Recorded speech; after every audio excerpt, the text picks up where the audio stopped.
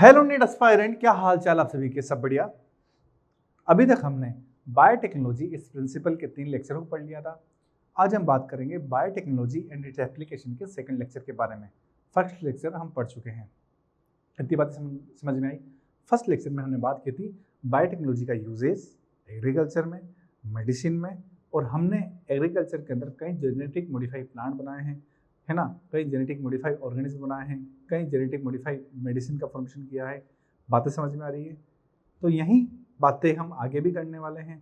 Gene therapy में हमने biotechnology का यूज़ किया है, ठीक है। अर्ली डायग्नोसिस ऑफ डिसीज में भी हमने बायोटेक्नोलॉजी का यूज़ किया है। ये सभी बातें हम पढ़ चुके थे। ओके, स्टार्ट करते हैं सेशन को। कोर्स ऑफ द डे की बात करते हैं कि learn as if you will live for ever, live like you will die tomorrow. ठीक है, ऐसे सीखो जैसे कि तुम जिंदगी भर जिंदा रहोगे। किसी भी चीज़ को इस प्रकार सीखो कि तुम लाइफ टाइम क्या रहोगे, जिंदा रहोगे। ठीक है, live like you will die tomorrow, learn as if you will live for ever. इस प्रकार से सीखो कि तुम जिंदगी भर जिंदा रहोगे। Live like you will die tomorrow, और इस प्रकार से जियो जिंदगी को, तुम कल मर जाओगे। जियो तो हर पल ऐसे जियो जैसे कि आखिरी हो। तुमने सुना होगा ना। तो बस बच्चों खुल के मस्ती से बस पढ़ते रहो यार, ठीक है। बस मेहनत करना है, बस मेहनत करो मन लगा के। प्रारंभ सीरीज में हम बात करने वाले हैं बायोटेक्नोलॉजी एंड इट्स एप्लीकेशन के पार्ट 2 के बारे में। ओके, लर्निंग ऑब्जेक्टिव शैक्षणिक उद्देश्य की बात करते हैं तो हमने बेसिक्स ऑफ बायोटेक्नोलॉजी पढ़ लिया था, ठीक है। हमने बेसिक्स ऑफ बायोटेक्नोलॉजी पढ़ लिया था। एक्सप्लोर एप्लीकेशन इन एग्रीकल्चर में हमने यूजेस पढ़ लिए थे। आइडेंटिफाई एप्लीकेशन इन मेडिसिन के अंदर हमने इसके यूजेस पढ़ लिए थे। Examine application in environmental management, ठीक है, इन्वायरमेंटल के मैनेजमेंट में किस प्रकार से ये बायोटेक्नोलॉजी यूज करती है। Recognization ethical, legal and social issue, जो लीगल इशू आते हैं, ठीक है, पेटेंट करवाना पड़ता है जो भी नई खोज होती है, इस प्रकार से एथिकल इशू। बायोलॉजिकल या बायोटेक्नोलॉजी की बात करें तो बायोटेक्नोलॉजी खुद में एक अभिशाप और वरदान भी है। अगर बायोटेक्नोलॉजी सही डायरेक्शन में चली गई तो वरदान है, लेकिन उसकी डायरेक्शन अगर गलत हो गई तो वह अभिशाप बन जाएगा। कैसे सर? चाइना का भी कोरोना वायरस का नाम सुना होगा। तो कोरोना वायरस का नाम चाइना से जुड़ा गया था। क्यों जुड़ा था ना? क्यों? क्योंकि सबको ये अनुमान था कि कहीं ना कहीं चाइना ने इस वायरस को बनाया है, या फिर लेबोरेटरी में अनइंटेंशनली ये वायरस बन चुका है चाइना से। क्यों?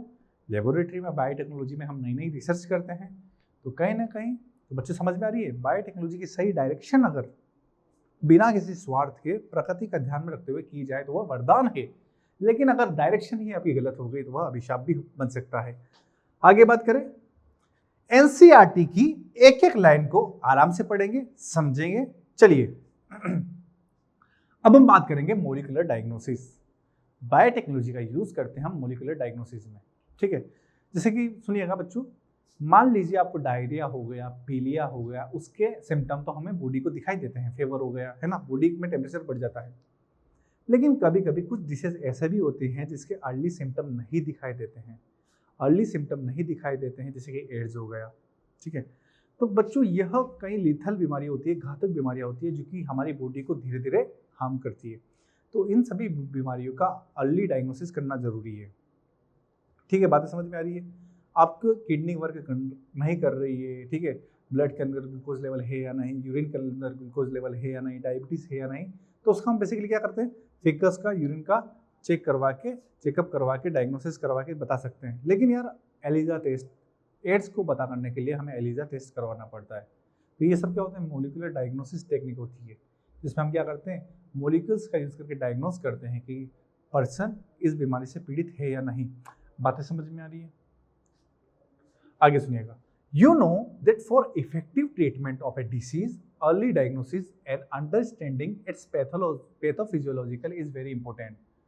अर्ली डायग्नोसिस करने के लिए हमें उस वायरस की पैथोफिजियोलॉजी, वह वायरस किस प्रकार से, बैक्टीरिया किस प्रकार से, पैथोजन किस प्रकार से वर्क करता है, उसे पैथोफिजियोलॉजी कहते हैं, is very important. Using conventional method of diagnosis, serum and urine analysis, early detection is not possible, ठीक है। आप यूरिन का टेस्ट करके, फिकस का टेस्ट करके अर्ली डिटेक्शन नहीं कर सकते हैं, क्योंकि यूरिन और अगर फिकस में आपका सिम्टम दिखाई दे रहे हैं, इसका मतलब तो काफी देर हो चुकी है, ठीक है। तो अर्ली डिटेक्शन नहीं हो सकता है। Recombinant DNA technology, polymerase chain reaction, and enzyme-linked immunosorbent assay ELISA are some of the techniques that serve the purpose of early diagnosis. ELISA for AIDS. ELISA for AIDS हम use करते हैं for the early diagnosis of AIDS disease. ELISA की full form क्या है? Enzyme linked immunosorbent assay, ठीक है, enzyme linked immunosorbent assay इसकी full form है। PCR पॉलीमरेज चेन रिएक्शन का हम यूज करते हैं। कैसे करते हैं? इधर सुनो, polymerase chain reaction. Polymerase chain reaction में क्या होते हैं? आपने कोरोना का नाम सुना है? हाँ सर सुना है, सबने सुना है। मैंने तो क्वारंटाइन भी सुना है, मैंने तो लॉकडाउन भी सुना है ना। पहली बार क्वारंटाइन, लॉकडाउन, सैनिटाइजर, पहली बार तुमने नाम सुने थे। हाँ, तो वैसे ही उस टाइम पे आपने एक वर्ड भी सुना होगा, PCR, ठीक है। PCR में क्या होता था बच्चों?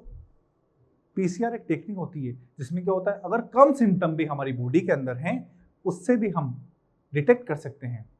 बिल्कुल कम सिम्टम या कम पैथोजेंस भी हमारी बॉडी के अंदर होते हैं, उन सिम्टम को भी, उन पैथोजन को भी हम PCR पॉलीमरेज चेन रिएक्शन के हेल्प से उन सिम्टम को भी हम क्या कर सकते हैं? देख सकते हैं। पॉलीमरेज चेन रिएक्शन में क्या होता है? 3 प्रोसेस होती है, डीनेचुरेशन, एनिलिन, एक्सटेंशन। हम क्या करते हैं? अमाउंट ऑफ पैथोजेंस को लेबोरेटरी में बढ़ा देते हैं ताकि वो इजीली विजिबल हो पाए अंडर माइक्रोस्कोप। बातें समझ में आ रही है? चलिए यहाँ पे लगाइए स्टार मार्क एलिजा के यहाँ पे, है ना। अब देखते हैं, presence of pathogen bacteria virus etc is normally suspected only when the pathogen has produced a disease symptom, ठीक है। पैथोजन जब अपने सिम्टम को शो करेगा, डिसीज के सिम्टम शो करेगा, तभी हम सस्पेक्ट कर सकते हैं कि अच्छा मैं बीमार हो गया हूँ। By this time the concentration of pathogen is already very high. इस टाइम पे तो कंसंट्रेशन ऑफ पैथोजन काफी हाई हो जाती है। अरे जब तक कोई पैथोजन डिसीज को कोज करता है, उसको सिम्टम दिखाई देने चालू हो जाते हैं, तब तक उसकी कंसंट्रेशन काफी ज्यादा हो जाती है। However very low concentration of bacteria और virus at a time when the symptom of the disease are not yet visible. जब कंसंट्रेशन कम होती है तो उसके सिम्टम दिखाई नहीं देते हैं, लेकिन वो हमारी बॉडी को ऑलरेडी कोज कर रही है, ठीक है, डिसीज कोज कर रही है। Can be determined by the amplification of their nucleic acid. हम क्या कर सकते हैं? एम्प्लीफिकेशन कर सकते हैं, कई सारी कॉपियां बना सकते हैं हमारे पैथोजेंस की, ठीक है। मान लीजिए अभी हम क्या करते थे, पहले माउथ में या नाक में देखते थे ना, रुई के थ्रू मुंह में घुमाते थे, घुमा के फिर उसे PCR की हेल्प से उस सैंपल की एम्प्लीफिकेशन करवाते थे। एम्प्लीफिकेशन मतलब नंबर ऑफ कॉपी बढ़वाते थे, ताकि हमें पता चल जाता था कि इस पर्सन की बॉडी में पैथोजेंस है या नहीं। Can you explain how PCR can detect very low amount of DNA? बताओ, क्या बता सकते हो PCR कैसे काम करती है? सर PCR क्या करती है? एम्प्लीफिकेशन कर करके नंबर ऑफ क्लोनिंग, कई सारे क्लोन बना देती है, जिससे हम डिटेक्ट कर सकते हैं easily. Can you explain how PCR can detect very low amount of DNA? PCR is now routinely used to detect HIV in suspected AIDS patient. It is being used to detect mutation in genes in suspected cancer patient. 2. It is a powerful technique to identify many other genetic disorder. अब यहाँ देखो, PCR का हम use करते हैं, पता है कब? हम म्यूटेट जीन को सर्च करने में भी, क्या म्यूटेशन को भी सर्च करने में हम PCR का हेल्प लेते हैं। कैसे? मेरी बात सुनो, हम क्या करते हैं PCR में, एक नॉर्मल सेल और कैंसरस सेल में हम अंतर कैसे करेंगे? हमने क्या किया, इधर देखो, यहाँ पे लिखा हुआ है PCR is now routinely use to detect HIV in HIV PCR का यूज करते हैं HIV डिटेक्शन में, ठीक है, अंडरलाइन करो। PCR is now routinely use to detect HIV, ठीक है। साथ ही यह कैंसरस पेशेंट्स के अंदर कैंसरस सेल को डिटेक्ट करने में भी हेल्प करती है। It is being used to detect mutation in gene in suspected cancerous patient too. Cancer में और HIV में, ठीक है, एड्स में हम PCR का यूज करते हैं। देखिएगा क्या करते हैं हम क्या करते हैं, एक प्रोब लेते हैं। प्रोब क्या हो सकता है? RNA और DNA का सिंगल स्ट्रैंड होता है। क्या होता है? सिंगल स्ट्रैंड ऑफ RNA और DNA। हम क्या करते हैं, हम एक सैंपल लेते हैं, ले लिया, इस सैंपल में प्रोब डालते हैं, ठीक है। प्रोब मतलब सिंगल स्ट्रैंड RNA और DNA। अब जब मैं इसमें प्रोब डालूंगा, अगर ये प्रोब, ये स्ट्रैंड इस स्ट्रैंड के मल्टीपल कॉम्प्लीमेंट्री अगर सीक्वेंस रखता होगा बेस पेयर की, तो दोनों पेयरिंग हो जाएगा। रियो यस की नो? कॉम्प्लीमेंट्री बेस पेयर, इस हम जो प्रोब लेते हैं ना इस सैंपल के अकॉर्डिंग, इसका एंटी कॉम्प्लीमेंट्री बेस पेयर वाला सैंपल के कॉम्प्लीमेंट्री बेस पेयर का प्रोब लेते हैं। जो सिंपल में कॉम्प्लीमेंट्री स्टैंड है ना उसका अपोजिट कॉम्प्लीमेंट्री प्रोब लेते हैं ताकि दोनों के बीच में स्टैंड बन जाए। अगर इस सेल्स में सैंपल की सेल्स में जीन म्यूटेट हो गया, डीएनए म्यूटेट हो गया, तो यह प्रोब अब इसके कॉम्प्लीमेंट्री बेस पेयर से नहीं जुड़ पाएगा क्योंकि इसमें अब म्यूटेशन आ गया है।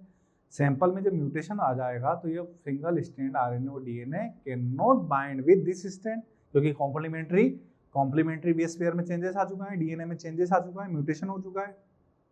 रेडियो एक्टिव टेक्निक का यूज करेंगे, आगे बताऊंगा अच्छे से। ए सिंगल स्ट्रैंड डीएनए और आरएनए, क्वेश्चन आया है, ए सिंगल स्ट्रैंड डीएनए और RNA tagged with radio active molecules, probe is allowed to hybridize. बातें समझ में आ रही है? करो इसे underline. What is probe? Single strand RNA और डीएनए को प्रोब्स कहते हैं, जो कि हम क्या करते हैं हमारे सैंपल में डालते हैं। इस प्रोब में कॉम्प्लीमेंट्री सीक्वेंस होती है सैंपल के अकॉर्डिंग, तो ये क्या करेगा कॉम्प्लीमेंट्री साइड बना लेगा। लेकिन आपकी सेल्स में म्यूटेशन हो गया, कैंसरस सेल हो गई, तो अब यह प्रोब सिंगल स्ट्रैंड आरएनए और डीएनए कॉम्प्लीमेंट्री बेस पेयर नहीं करेगा, हाइब्रिडाइजेशन नहीं करेगा। बातें समझ में आ रही है? बातें समझ में आ रही है? To its complementary DNA in a clone of cell follow by detection using autoradiography. ठीक है, अगर हमने प्रोब लिया और हमने सैंपल लिया, प्रोब को हम रेडियो एक्टिव प्रोब का यूज करते हैं ताकि जब भी हाइब्रिडाइजेशन होगा तो हमें क्या बैंड दिखाई देंगे। इस प्रोब अगर इसके साथ जुड़ गया तो हमें क्या दिखाई देंगे, इजीली रेडियो एक्टिव हाइब्रिडाइजेशन देखने को मिलेगा। ठीक है, इसको रेडियो एक्टिव मॉलिक्यूल से क्यों हम करते हैं टेक्ड? क्योंकि रेडियो एक्टिव क्या करता है, रेडियो एक्टिव शो हो जाता है इजीली। ठीक है, रेडियो एक्टिव शो हो जाता है प्रोब इजीली। अगर वो जुड़ गया मतलब हाइब्रिडाइजेशन हो गया इसका, प्रोब का और सैंपल के डीएनए स्ट्रैंड का, इसका मतलब हमारे सेल में म्यूटेशन नहीं हुआ है। अगर सेल म्यूटेट हो गई तो ये प्रोब इससे बाइंड करेगा ही नहीं। बातें समझ में आ रही है? The clone having the mutated gene will hence not appear on the photographic film. यदि हमारी सेल में म्यूटेशन हो गया, एक नॉर्मल सेल कैंसरस सेल में चेंज हो गई, तब यह प्रोब सिंगल स्ट्रैंड आरएनए और DNA will not bind with the sample strand RNA. अरे सैंपल के स्ट्रैंड से बाइंड करेगा? नहीं करेगा। तो इसे क्या कहेंगे, नॉन हाइब्रिडाइजेशन।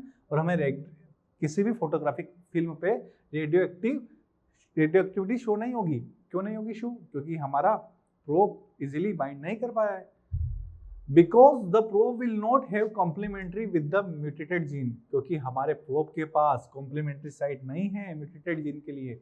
बातें समझ में आ रही है? क्योंकि जीन तो म्यूटेटेड हो चुकी है, जीन तो म्यूटेटेड हो चुकी है। ELISA is based on the principle of antigen and antibody interaction. Underline कर लो, क्वेश्चन आया है। ELISA test is based on the principle of antigen and antibody. कैसे सर? कैसे? मार्केट में सभी की एंटीबॉडी प्लेट मौजूद है, पता है आपको। हम क्या करेंगे, इधर सुनो, तो हम क्या करेंगे, एंटीबॉडी मार्केट से लेकर आए, एंटीबॉडी मार्केट से लेकर आए किसकी, HIV की। हाँ ठीक है, प्लेट मिलती है एंटीबॉडी प्लेट। अब हमने क्या किया, ये क्या है सैंपल में हमने क्या किया, इस एंटीबॉडी को डाल दिया। ठीक है, ये क्या है आपके एंटीजन। अगर सैंपल में एंटीजन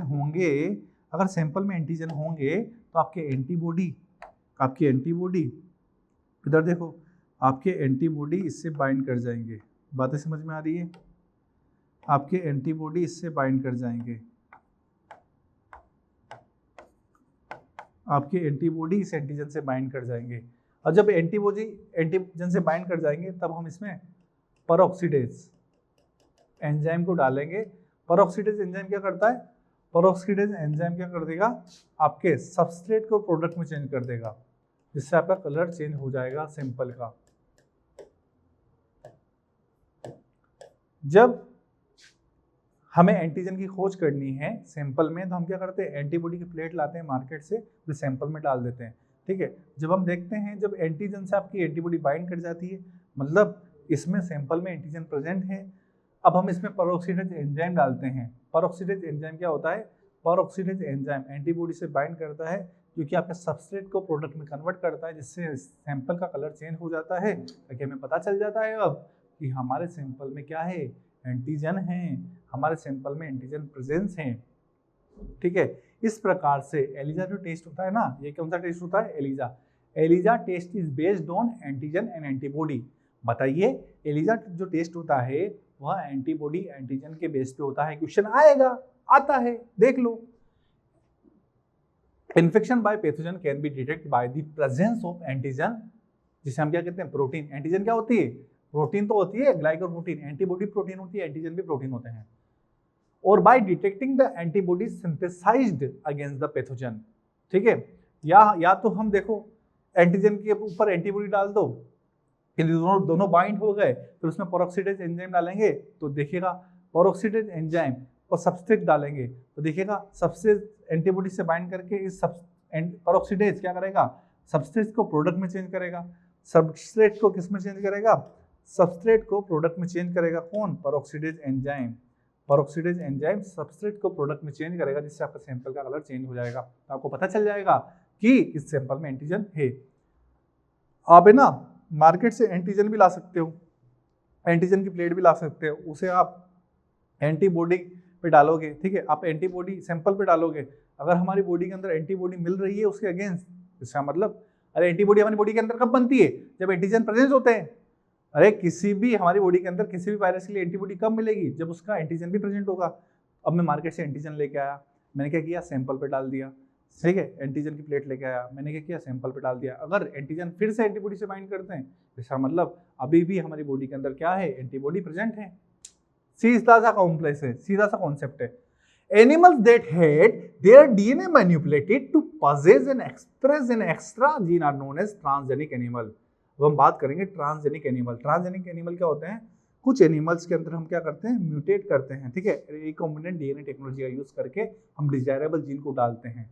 ठीक है, एक रोजी काऊ का नाम सुना है, हाँ सर सुना है। रोजी काऊ क्या करती है, नॉर्मल मिल्क देती थी पहले, लेकिन हमने क्या किया, उसके अंदर डीएनए रिकॉम्बिनेंट टेक्नोलॉजी का यूज करके मिल्क के अंदर, ठीक है सॉरी, हमारे फीमेल में ड्यूरिंग द प्रेगनेंसी जो जीन प्रोटीन को बनाती है, जो जीन मिल्क को बनाती है, ड्यूरिंग प्रेगनेंसी जो जीन ध्यान से सुनिएगा, प्रेगनेंसी के बाद डिलीवरी होती है, पास्चुरेशन होता है, तो आपने देखा होगा लैक्टेशन जब करवाती है महिला अपने बेबी को, तब उस मिल्क के अंदर प्रोटीन की अमाउंट कहीं ज़्यादा होती है। मेरी बात सुनिएगा ध्यान से, जब लैक्टेशन करवाती है माँ अपने बेटे को आफ्टर पास्चुरेशन, उसमें प्रोटीन की अमाउंट काफ़ी ज़्यादा होती है।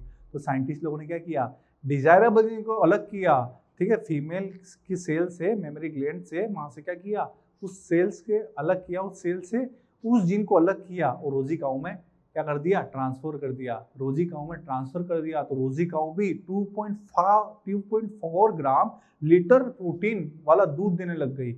ये क्या है, ट्रांसजेनिक एनिमल। रोजी काऊ क्या है, ट्रांसजेनिक एनिमल। ठीक है, आपने देखा होगा मूवी वगैरह में, हाँ सर देखा है, क्या देखा है कि कई सारे माइस के ऊपर एक्सपेरिमेंट किए जाते हैं। ठीक है, क्योंकि माइस और हमारा कई सारा जेनेटिक मटेरियल लगभग सेम होता है। ईस्चेरिया कोलाई के ऊपर भी हम कई सारे एक्सपेरिमेंट करते हैं, क्योंकि number of base pair same होते हैं लगभग एनिमल्स और ह्यूमंस, और हम बात करें ईस्चेरिया कोलाई के अंदर। ठीक है, इसलिए हम माइस के ऊपर यूज़ करते हैं। हम अभी तक जो जितने भी एक्सपेरिमेंट होते हैं उसमें 95% माइस का यूज़ किया जाता है। अभी तक जितने भी एक्सपेरिमेंट होते हैं उसमें 95 कितना परसेंट 95% माइस का यूज़ किया जाता है। ठीक है, ट्रांसजेनिक एनिमल का यूज़ क्यों करते हैं हम, ताकि हम उस पर एक्सपेरिमेंट कर सकें, किसी भी एंजाइम या रिकॉम्बिनेंट डीएनए टेक्नोलॉजी किस प्रकार से अफेक्ट करेगी ह्यूमन को, उसका देख सकें। ठीक है, बातें समझ में आ रही है। ट्रांसजेनिक एनिमल का हम देखते हैं कि किस प्रकार से recombinant DNA technology will effect human. तो इसके लिए हम ट्रांसजेनिक एनिमल का यूज़ करते हैं। एक एक चीज़ पढ़ते हैं। Animal that had their DNA manipulated to possess and express an extra foreign gene are known as transgenic animal. Transgenic rates, rabbit, pig, sheep, cow and fish have been produced. अभी तक हमने transgenic rates, rebate, pigs, sheep, cow and fish को बना लिया है। 95% question देखो बन सकता है, 95% of the all existing transgenic animal are mice. ठीक है, कितना percent, 95%। Why are this animal being produced? ये एनिमल क्यों बनाए गए हैं, ताकि हम इजीली इन पे एक्सपेरिमेंट कर सके। यदि अभी मैं आपको साइंटिस्ट बना देता हूँ, ठीक है, मान लो एक बात के लिए मान लो, ठीक है, मैंने आपको साइंटिस्ट बना दिया, ठीक है, मैं आपको बोलूँगा कि यार आपको एक्सपेरिमेंट करना है, तो आप क्या करोगे, डायरेक्ट ह्यूमन के अंदर एक्सपेरिमेंट करोगे क्या? नहीं, पहले आप ट्रांसजेनिक एनिमल पे एक्सपेरिमेंट करोगे, ठीक है, वही बात है। How can man benefit from such modification, let us try and explore some of the common reason. Basically सीधी सीधी बात है, एक्सपेरिमेंट डायरेक्ट आप ह्यूमन पे नहीं कर सकते हो, पता चले कुछ नया एक्सपेरिमेंट कर दिया, नई ह्यूमन होमोसेपियन की स्पीसीज बन गई जो कि हमारे लाइफ के एग्जिस्टेंस के लिए हानिकारक हो सकती है, इसलिए हमने क्या कराया, पहले एक्सपेरिमेंट किया माइस पे। Normal physiological and development, transgenic animal can be specifically design to allow the study of how gene are regulated. Transgenic animals के अंदर हम एक्सपेरिमेंट करते हैं कि जीन किस प्रकार से काम करती है, ठीक है। देखिए, अगर मैं ये वाली जीन इस माइस में डालूंगा तो ये जीन कौन सा mRNA बनाएगी, ये mRNA कौन सा प्रोटीन बनाएगी, यह प्रोटीन किस प्रकार के एंजाइम बनाएगी, इसी चीज को देखने के लिए हम ट्रांसजेनिक एनिमल का यूज करते हैं, ठीक है। Design to the allow the study of how gene are regulated and how they are affect the normal function of the body, और ये हमारे बॉडी के फंक्शन को किस प्रकार अफेक्ट करेंगे। And its development, study of complex factor involve in growth such as insulin like growth factor, ठीक है, किस प्रकार से इंसुलिन इफेक्ट करेगा माइस को या ह्यूमन को, by introducing gene from other species that alter the formation of this factor and studying the biological effect that result in information is obtained about the biological role of the factor in the body. क्या biological role अदा करेंगे ये सारे experiment. Study of disease, हम transgenic animal का use करते हैं ताकि हम स्टडी ऑफ डिसीज कर पाए। Many transgenic animals are designed to increase our understanding how genes contribute to the development of the disease. These are especially made to serve as model for human disease, so that investigation of new treatment for disease is made possible. मान लीजिए cancer एक ऐसी बीमारी है जिसका easily treatment possible नहीं है, तो हम क्या करते हैं, जो भी एक्सपेरिमेंट करते हैं डायरेक्ट ह्यूमन पे करते हैं क्या? नहीं सर, पहले हम क्या करते हैं, माइस पे करते हैं, ट्रांसजेनिक एनिमल पे एक्सपेरिमेंट करते हैं, ठीक है, डिसीज का पता लगाने के लिए और डिसीज का क्योर करने के लिए हम इन ट्रांसजेनिक एनिमल का यूज करते हैं। Our understanding how genes contribute to the development of the disease, these are especially made to serve as model for human disease, so that investigation of new treatment for disease is made, ठीक है, investigation of new treatment for disease के लिए new treatment हम कर सके। Today, transgenic models exist for many human diseases such as cancerous, cystic fibrosis, rheumatoid arthritis and Alzheimer। ध्यान से सुन लो, question आ सकता है। वर्तमान समय में ट्रांसजेनिक मॉडल एग्जिस्ट करते हैं, ट्रांसजेनिक मॉडल एग्जिस्ट करते हैं किस डिसीज के लिए, कैंसरस डिसीज के लिए, सिस्टिक फाइब्रोसिस डिसीज के लिए, र्यूमेटोइड आर्थराइटिस डिसीज के लिए एंड अल्जाइमर के लिए। देख लो, अंडरलाइन कर लो, कैंसर के लिए ट्रांसजेनिक मॉडल प्रेजेंट थे, सिस्टिक फाइब्रोसिस के लिए भी है, रूमेटोइड आर्थराइटिस ऑटोइम्यून डिसीज के लिए भी है, अल्जाइमर के लिए भी है। अंडरलाइन कर लिया, ओके। आगे बात करते हैं बायोलॉजिकल प्रोडक्ट, ठीक है। अब हम क्या करते हैं, ट्रांसजेनिक एनिमल के अंदर एक्सपेरिमेंट करते हैं। जैसे कि हमने क्या किया, ह्यूमन से ऐसे जीन को अलग की जो कि अच्छी प्रोटीन बनाती है, डाल दी रोजी काऊ में, डाल दी ना। ये क्या है, हम ट्रांसजेनिक एनिमल पे एक्सपेरिमेंट करते हैं ताकि हम प्रोडक्ट क्या बनेगा, यह जीन कौन सा प्रोडक्ट बनाएगी ये देख सके। Medicine required to treat certain human disease can contain biological product, but such product are often expensive to make. Transgenic animal that produce useful biological produce that can be created by the introduction of the portion of the DNA, ठीक है। Transgenic animal में क्या होता है, जैसे कि हम outside the body experiment करते हैं तो एक्सपेंसिव होती है, लेकिन हम डायरेक्ट ट्रांसजेनिक एनिमल के अंदर जीन को इंट्रोड्यूस करवा दें जो कि प्रोटीन बनाएगी, प्रोटीन प्रोडक्ट बनाएंगे, तो कहीं ना कहीं जब हम डायरेक्ट ही जीन को डाल सकते हैं ट्रांसजेनिक एनिमल में, तो काफ़ी मेहनत करनी है आउटसाइड द बॉडी, जो कि एक्सपेंसिव प्रोसेस भी है। यही बात यहाँ पे की गई है। Transgenic animal that produce useful biological product can be created by the introduction of the portion of the DNA, gene को डायरेक्ट इंट्रोड्यूस कर दो, which code for particular product such as human protein alpha 1 antitrypsin. Question आ गया, लिखो PYQ, question आ गया, alpha 1 antitrypsin used to treat emphysema, ठीक है। एम्फीसीमा एक डिसीज होती है ना, ज़्यादा स्मोकिंग करने से, ठीक है, स्मोकिंग नहीं करनी चाहिए सर, है ना, बातें समझ में आ रही है? स्मोकिंग नहीं करनी चाहिए, हाँ नहीं करनी चाहिए, बातें समझ में आ रही है? एम्फीसीमा में क्या होता है, जो एल्विलाई होता है, एल्विलाई जो होता है उसकी डिफ्यूजन सरफेस एरिया कम हो जाता है, क्योंकि एल्विलाई यानी कि स्मोकिंग करने से क्या होता है, जो एल्विलाई का जो सरफेस एरिया है वो कम हो जाता है, जिससे proper diffusion of oxygen CO2 नहीं हो पाता है। इसके लिए हम अल्फा 1 एंटीट्रिप्सिन प्रोटीन का यूज करते हैं for the cure of emphysema disease. किसका? Alpha 1 antitrypsin use to treat emphysema. Similar attempt are being made for treatment of phenyl ketonuria. इसी प्रकार से फिनाइल कीटोयूरिया के ट्रीटमेंट के लिए भी हमने प्रयास किए हैं। सिस्टिक फाइब्रोसिस के लिए भी इस प्रकार के बायोलॉजिकल प्रोडक्ट में प्रयास किए गए हैं। इन 1997 द फर्स्ट ट्रांसजेनिक काउरोजी, ठीक है, स्टेटमेंट आ सकता है यहाँ पे 1998 दे देगा और स्टेटमेंट पूरा सही लिख देगा, वो लिख देगा इन 1998 द फर्स्ट ट्रांसजेनिक काउ रोजी प्रोडक्ट। तुम तो बोलोगे अच्छा पूरा सही है यार, ये तो रोजी cow 2.4 gram per litre protein, नहीं 1998 नहीं 1997, इस प्रकार से क्वेश्चन आ जाएंगे। 1997 the transgenic cow Rosie produce human protein in this milk 2.4 gram per litre, underline.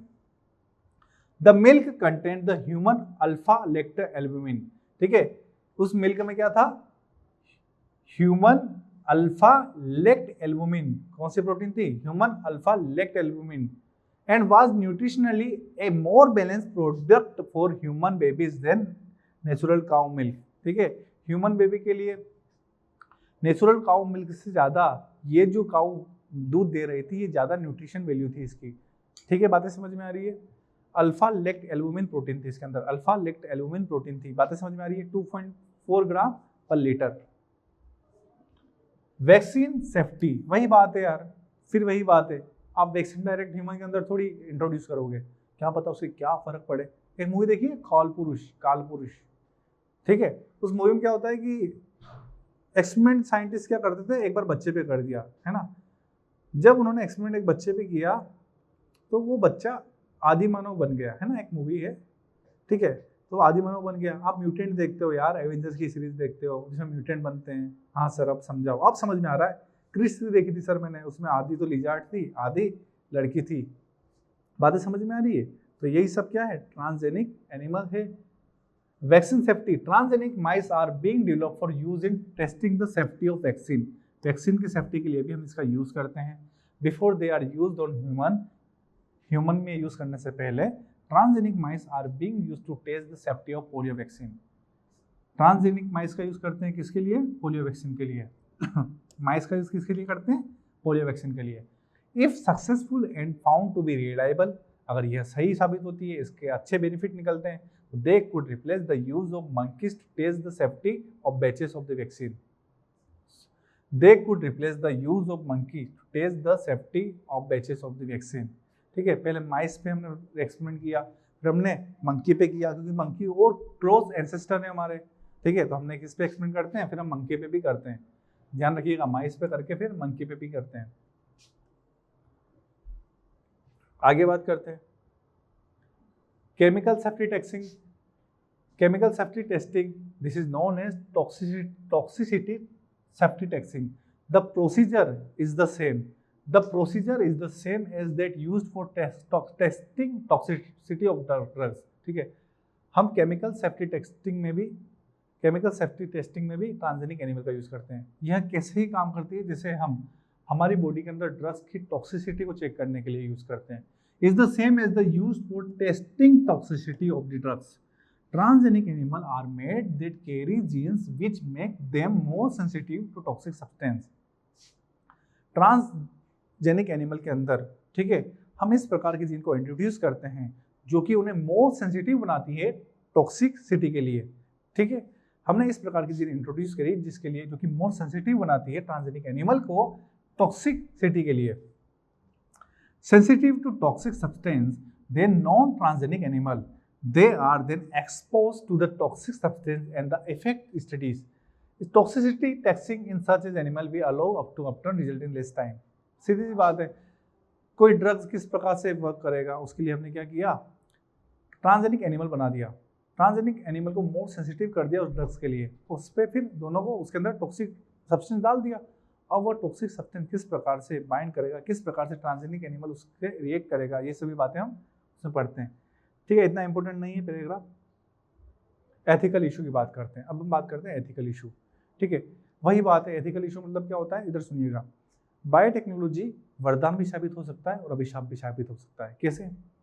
अगर सही डायरेक्शन में बायोटेक्नोलॉजी पे रिसर्च किया जाए तो ये हमारे लिए वरदान साबित हो सकता है, लेकिन बाय चांस अगर इसका डायरेक्शन ह्यूमन स्वार्थ का हो जाए, ठीक है, लोगों की भलाई से हटकर ह्यूमन स्वार्थ अगर हो गया, सेल्फिश अगर मानव हो गया, तो बायोटेक्नोलॉजी एग्जिस्टेंस को, बायोडाइवर्सिटी को खत्म कर देगी। क्यों खत्म कर देगी? कोरोना वायरस, ठीक है, लाखों परिवार लोगों की जिंदगी खत्म कर दी कोरोना वायरस ने, है ना। तो कोरोना वायरस ने जिस प्रकार से इफेक्ट किया है ना, वो क्या है, बायोटेक्नोलॉजी का दुष्परिणाम है सर। हाँ, कोरोना वायरस ऐसा अजम्पशन लगाया जाता है कि चाइना के अंदर बना है, चाइना की लेबोरेटरी में बना है ना, ऐसा अजम्पशन लगाया जाता है, आई एम नॉट श्योर। तो बच्चों, उस एक्सपेरिमेंट से डाइवर्सिटी खत्म हो सकती थी? हाँ सर, हो सकती थी। होमोसेपियंस, ह्यूमन की स्पीसीज खत्म हो सकती थी? हाँ, खत्म हो सकती थी। तो यही चीजें हैं, यह क्या है, एथिकल इशू है। यह क्या है, एथिकल इशू है। आपको सभ्य रहकर एक दायरे के अंदर बायोटेक्नोलॉजी के ऊपर रिसर्च करना होगा। ठीक है, बात करते हैं आगे। The manipulation of living organism by the human race can not go on the any further without regulation. Regulation होना जरूरी है, रूल्स एंड रेगुलेशन होना जरूरी है।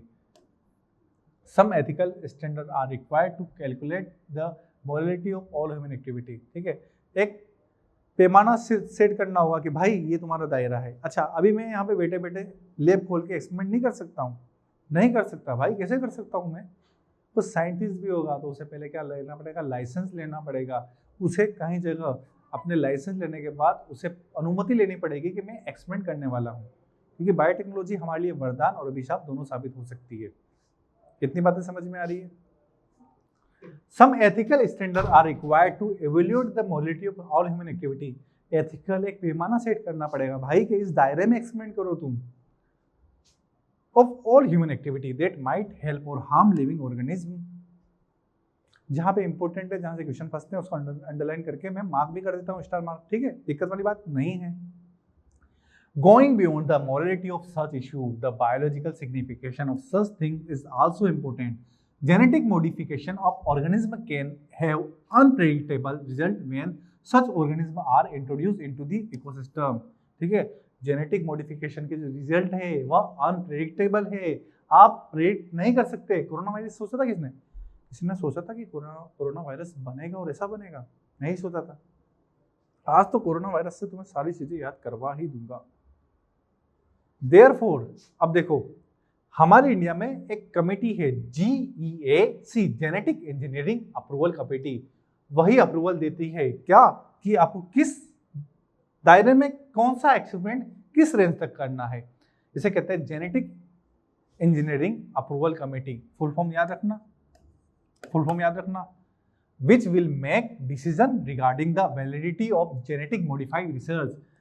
ठीक है, वैलिडिटी निर्धारित करेगी कौन? GEAC and the safety of introducing genetic modified organism for public services. कि पब्लिक सर्विसेज का ही ध्यान में रखते हुए आपको इस डाइवर्सिटी को लॉस किए बिना एक्सपेरिमेंट करने हैं। वही सब बातें हैं। The modification usages of living organism for public services as food and medicine, food provide करना है, मेडिसिन प्रोवाइड करनी है, has also created problem with patent granted for the same। अब देखो, अब एक और दिक्कत क्या सामने आई है पता है? सब एक्सपेरिमेंट कर रहे हैं।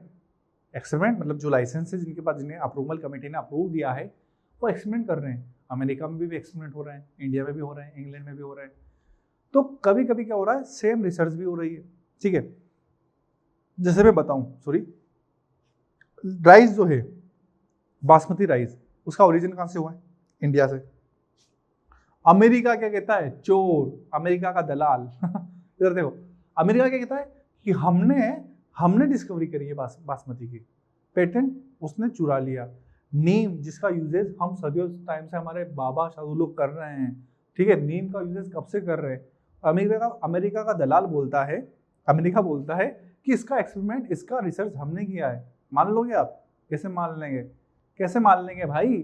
इंडिया में रिसर्च हुई है, इंडिया के लोग कब से इसका यूजेस कर रहे हैं, तो कहीं ना कहीं बातें समझ में आ रही है। बायो पेटेंट होना जरूरी है। अगर कोई साइंटिस्ट किसी चीज़ की डिस्कवरी कराता है तो वह उसका पेटेंट होगा, उसका राइट होगा कि वो कोई भी आदमी उसकी खोज का यूज करने से पहले उससे पूछे, है ना। अगर वो बिना पूछे उसकी खोज को अपना बताता है या उसकी खोज का यूजेस करता है तो इसे कहते हैं बायो पायरेसी। क्या कहते हैं? बायोटेक्नोलॉजी के अंदर चोरी करना, प्रोडक्ट की चोरी करना, खोज की चोरी करना बायो पायरेसी कहलाता है। अब देखो आगे, there is growing public anger, that public में गुस्सा बढ़ रहा है कि certain company are being granted patent for product and technology, कि कुछ कंपनियां क्या कर रही है, पेटेंट निर्धारित कर रही है, पेटेंट निर्धारित कर रही है फॉर प्रोडक्ट। जो भी बायोटेक्नोलॉजी प्रोडक्ट बनता है उसके लिए पेटेंट, ये आपका पेटेंट है भाई, इसको कोई और यूज नहीं कर सकता, पेटेंट दिया जाता है। that make use of the genetic material, plant and other biological resources that have long been identified, जो कि कई पहले आइडेंटिफाई हो चुके हैं, developed and used by farmer and indigenous people of specific region। वही बात है, किसी भी रिसर्च के लिए पेटेंट दिया जाता है, ठीक है, पेटेंट दिया जाता है जिसपे उसका अधिकार होता है कि कोई भी व्यक्ति उसकी परमिशन के बिना उस प्रोडक्ट पे काम नहीं कर सके या फिर उसी प्रकार की रिसर्च वो ना कर सके, और अगर कर भी ले तो बच्चों उसे वो क्रेडिट देना होता है ना। हम जैसे यूट्यूब पे हम देखते हैं, कोई भी साउंड हम लगाते हैं, कोई भी हम वीडियो क्लिप लगाते हैं तो उस पर क्या लगता है, उस पर लगता है ना कॉपीराइट। तो कॉपीराइट वाला सिस्टम यहाँ पे भी होता है। Rice is an important food grain, rice क्या है, इम्पोर्टेंट फूड ग्रेन है। The presence of which goes back thousand of year in Asia agriculture history, there are an estimate, इकाई दहाई सैकड़ा हजार दशा lakh 2 lakh variety of rice in India. India के अंदर कितनी वेराइटी है, 2 लाख वेराइटी है राइस की, है सर, इतनी सारी यहाँ है, बायोडाइवर्सिटी मिलती है इतनी सारी। The diversity of rice in India is one of the richest in the world, one of the richest in the world है डाइवर्सिटी, सबसे ज्यादा वेराइटी मिलती है चावल की। Basmati rice is distinct for its unique aroma and flavour, basmati rice को सबसे अलग समझा जाता है फॉर इस यूनिक एरोमा, इसकी एरोमा के लिए, इसके फ्लेवर के लिए। And 27 documented variety of basmati are grown in India, India में 2 लाख स्पीसीज हैं, चावल की वेराइटी हैं, जिसमें से 27 डॉक्यूमेंटेड है, ठीक है, 27 क्या है, डॉक्यूमेंटेड है, डॉक्यूमेंटेड वेराइटी है। कहाँ पे, इंडिया में। There is reference to basmati in ancient text, folklore and poetry, It has been grown for century, यह कई सेंचुरी से उगाई जा रही है। In 1997 an American company, America का दलाल, an American company got patent, एक अमेरिकन कंपनी को पेटेंट मिल गया और basmati rice through the US patent company, US patent क्या करता है, पेटेंट देता है, यूनाइटेड स्टेट क्या देता है, पेटेंट देता है। तो उसने क्या किया, अमेरिका को पेटेंट दे दिया। काहे दे दिया भाई, अमेरिका को काहे दे दिया आपने, कई सालों से हम यूज कर रहे हैं इस राइस का, ठीक है। ये सर गुस्सा का हो रहा है यार, कैसे गुस्सा नहीं हुआ यार, कैसे गुस्सा ना हो, जान दे देंगे इसके लिए सुना होगा ना तुमने, जान दे देंगे इसके लिए, कैसे गुस्सा ना हो। US patent and trademark office and US patent, ठीक है, US patent and trademark office क्या करते हैं, ट्रेडमार्क ऑफिस, ध्यान रखिएगा, पेटेंट दे दिया अमेरिका को for the basmati. This allowed the company to sell a new variety of basmati, इसने अलो कर दिया, ठीक है, उस कंपनी को, उस अमेरिका कंपनी को कि आप तो बासमती का पेटेंट आपको दे दिया, आप बनाओ नई नई स्पीसीज और क्या करो, बेचो और बनाओ। उन्होंने क्या किया, बासमती का पेटेंट दे दिया तो बासमती के साथ एक्सपेरिमेंट करते थे वो, और अलग अलग एक्सपेरिमेंट करके नई नई प्लांट वेराइटी ऑफ बासमती बना के उसे सेल करते थे in the US and the abroad, ठीक है, यूएस में तो भेजा, अबॉर्ड में, विदेश में भी भेजना चालू कर दिया। This new variety of basmati had actually been derived from the Indian farmer, India के किसानों ने बनाई है, Indian basmati was crossed with semi dwarf variety and claimed as an investigation of a novelty, ठीक है। उन्होंने क्या किया, शाणा समझते हो, उन्होंने क्या किया, बासमती की वेराइटी ली, उसके साथ क्या किया, ड्वार्फ राइस की वेराइटी का क्रॉस करवा दिया, और जो रिसर्च आया ना उसे क्या बोला, नोवेल्टी, कि ये हमारा नवाचार है, ये हमारी नई डिस्कवरी है। The patent extend to functional equivalent implying that other people selling basmati rice could be restricted by the patent. Patent इसीलिए दिया जाता है कि हर कोई उसका यूज नहीं कर सकते, बासमती राइस का हर कोई यूजेज नहीं कर सके। Several attempts has also been made to patent usage product and processes based on Indian traditional herbal medicine।